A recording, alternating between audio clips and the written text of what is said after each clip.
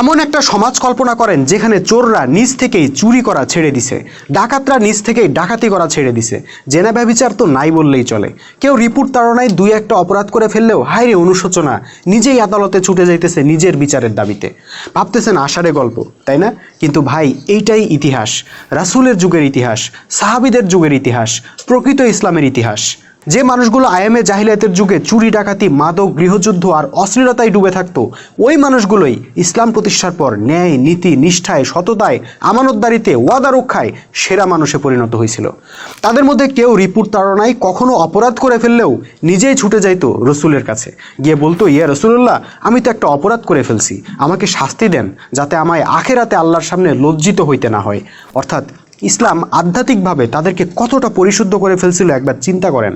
আর এজন্যই ইসলাম হইল সেরা, ইসলাম হইল অনন্য।